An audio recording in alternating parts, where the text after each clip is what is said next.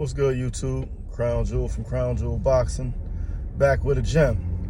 Well, Errol Spence's next fight has been announced against 6'7", 154-pound champion Sebastian Fundora.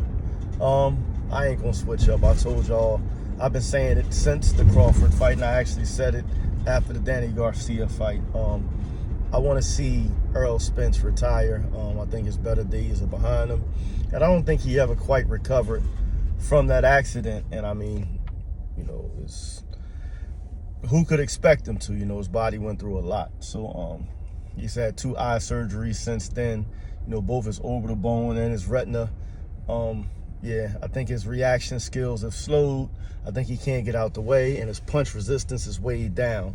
I've never seen a fighter go through that and that improve once things like that start to happen. So I think it's pretty much over.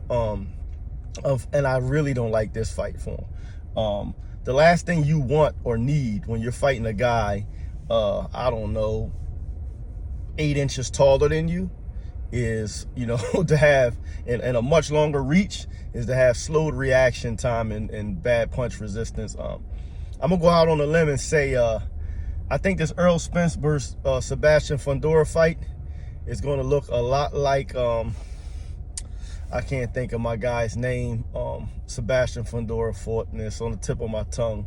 But, African-American fighter, perennial contender, was knocked out by one of the Charlos, but he had that grotesque swelling on his head and eyes. I think that's going to be a similar fate for Errol Spence. I think he's going to take a beating against Fundora, not because Fundora is special, but because he has a huge size advantage because of the slippage in Errol's game. And I think the slippage in Errol's game kind of feeds right into what Fundora's assets are, and I think that's going to spell disaster. There's already been a cryptic tweet by Errol saying, like, this might be the last time y'all see me. That could be one or two things. That could be, a ploy to drum up interest in the fight, make people want to see it as, they're kind of thinking it could be his last fight and they want to see what he looks like. And part of it could be he knows himself that he's finished. He knows himself that he slipped, and, he's going to the bank one more time to try to secure the future of, himself and his children.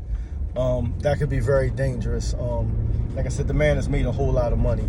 I would hope he has a lot of money put away, and I'd rather see him retire, but that's not going to be the case. In the fighter I was trying to think of, the name just came to me, Erickson Lubin.